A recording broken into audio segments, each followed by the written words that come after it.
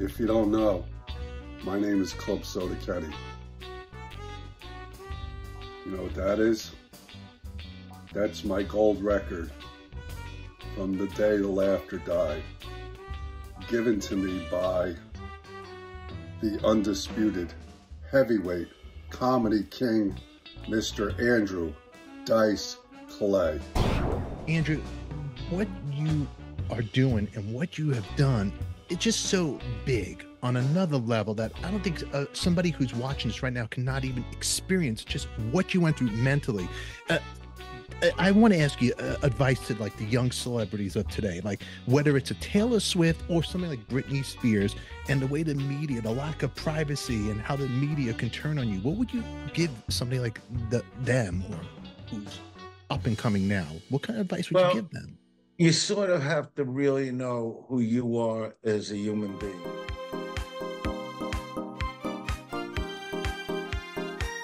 Have to really know who you are as a human being. See, I used to, I am living a lot now in New York City, where I'm from. I never lost like who I was growing up in Brooklyn, because it was middle class. I was very close with my family.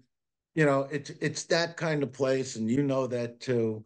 And so I would never lose myself. And like, even when my career would take off, you know, I didn't have somebody that I'm going, go get my cleaning, go to the grocery for me, do this.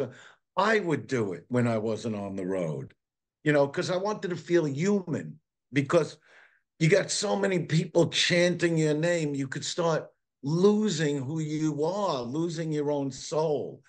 And I never did that. I always remained who I am. And to this day, no matter what I go through, I adapt. I remember where I'm from. I went through this big bout with the Bell's palsy, as you know, and it was, you know, and my face was drooping down to here. It was unreal. I didn't cancel one show. I would go on stage and make fun of it, you know, and I felt, in a way, it's also where I'm from that taught me how to deal with those things, you know. And, you know, when you're as giant as a Taylor Swift, you know, you know, if you don't go out, you know, like I never became a recluse, you know. And like when I first became friends with Howard Stern, for instance, we would talk all the time. I'd go to his house sometimes. He'd go house hunting with me, which would drive him crazy. But anyway, you know, there was, one day we went house hunting, and we were hungry after, and he goes, I know this great little Italian place, you know. And I go, I don't want to go to an Italian place, you know. It's 3 in the afternoon. Let's go to a diner. And he felt he couldn't, you know, and I was like, but you could. And we went to a diner. There was really hardly anybody in there. We both signed one autograph, which was for the waitress. Nobody bothered us. And then about an hour and a half later, because I'm back in Brooklyn now, I called him, you'll love this, from Kings Plaza Shopping Center, because I needed new black jeans for the shows I had coming up. I go, Howard, I'm in the middle of Kings Plaza Shopping Center. I'm shopping. I've said hello to a few people, but that's it. Because let's say you become a recluse when you make it that big. Now your fame, your star falls. You don't know how to go out of the house anymore. Yeah. You don't know how to get in your own car without anybody with you. You don't know how to walk into a grocery store. I never stopped doing that. As a matter of fact, where my career took off, I told my father, because he lived on Nostrand Avenue between R and S, which is the apartment I lived in. My sister lived across the street, you know. So I said, I call him up. I go, Dad, I want you to get me like a 3-bedroom apartment in one of the buildings right near you. So between S&T, yeah, on Nostrand Avenue, he got me a 3-bedroom apartment on the 6th floor. You're going to love this. So I lived in that apartment when I did the go. I had a house. I bought my first house in Hollywood, you know, so I had that. but I'm renting a house in New York, in Brooklyn, on Nostrand Avenue. I actually did the Madison Square Garden shows from that apartment. So after the show, I would come back, put on my Parker jacket. I had a golden retriever that the director of Ford Fairlane gave me as a puppy. And I go to the 7-Eleven on the corner. And I buy Breyer's vanilla ice cream, A&W root beer. And for me and my girl, I'd make root beer floats to celebrate the garden and sit on the phone with my friends. But when people, this was great. I'm in the elevator. This happened a lot, but I remember this one kid. He had to be about, I don't know, 18, 19 years old in the elevator coming down. Now it stops in the lobby. We get out. He goes, "Excuse me." He goes, "Can I ask you something? Are you who I think you are?" And I go, "Yeah, I am."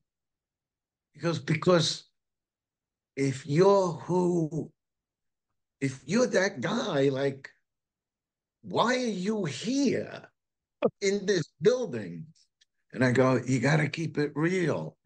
That's why, you know, whatever you do in your life, you gotta stay true to who you are as a person." And that's why I feel I've survived a lot of it, because I never lost myself. I just never lost myself. You know, it was hard to live in Brooklyn. I wound up buying a house in Brooklyn. Yeah. People would ring my bell 3 in the morning, you know, you know, and my girl was like, "You gotta get rid of them." I was on mini bikes with the kids in the neighborhood wearing the Dice Rules leather jacket from the garden, so it was fun, but it was hard to live there. And I could actually remember Stallone. I could, because we were very close at the time. So I was gonna say that you were like the Rocky character, like have Rocky Balboa in Philly. Hey, Rocky. that, exactly. So I come back to Hollywood. He used to come to my house. We barbecue, and I would tell him, I go when I go, like to the Italian. There was an Italian deli on the corner, on Avenue U. Yeah. Okay, because I was on V. All right, and within 10 minutes, there's all these cars pulled up with the big cell phones at the time. People making believe they're there to get food, but all of a sudden it's a packed deli. So I would tell Stallone, I'd go, it's unbelievable. I just go to the deli to get like a pound of roast beef, and there's a million people. He's like, "Well, what do you expect? How would you feel if Eddie Murphy moved in next door to you? That's what it is. That's why we live here." Like he understood you really just can't go back and live in the neighborhood, because the neighbors are going, "Why do I live next door?" Yeah, but I did have a lot of fun there, and I made friends there, you know, the best I could. I remember my agent coming to my house, who to this day is the agency that books me, Dennis Offa and Pete Pappalardo. And so I'm outside with Dennis outside my house, and I said, "So what do you think of the house?" And he goes, "It's a great house, man, if you're a successful dentist." Like, what are you doing here? I still live, and my question was, why? You think a dentist could afford this house? He goes, "I'm trying to make a point. You tell me about people trying to climb up on your balcony at night." Because my master bedroom was in the front of the house. You know what I mean? So that was, a lot that went on at that. Old girlfriends would pull up to the front of my house. "Can I talk to you about my daughter? She's very talented." You gotta leave. I'm talking about girlfriends from, 15 years earlier. But it was still fun. Then I moved to Jersey, to Saddle River, New Jersey, and I'm on a couple acres of land. Whole different You know, world from Brooklyn. whole different world. And there was nearly a lot of problems with the neighbor there. you know, because like I said, I am from Brooklyn and I'll always try to be nice, you know, but they couldn't believe I was there and it was too quiet for me. It's like, okay, I got a lot of grass outside. There's nothing to do. You know what I mean? There's just nothing to do.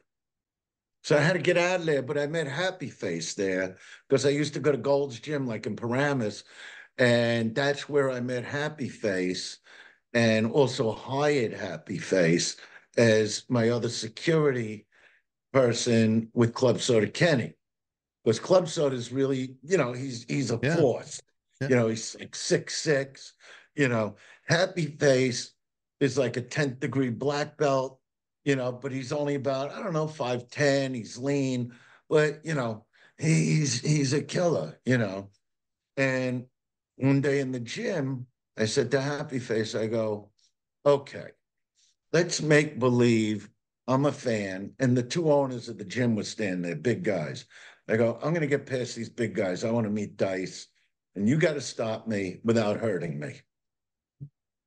And he goes, I can't touch you. He goes, I saw you with the Brendan Byrne Arena, you know, and now you're asking me to like, I go, but you're not going to hurt me, right? You're just going to stop me. And he did a move on me in 1 second that I looked at him, I go, you're hired and you work tonight. That was it. Club Soda Kenny here. Wasn't that short clip great? Can't get enough of Stefan and the Dice Man.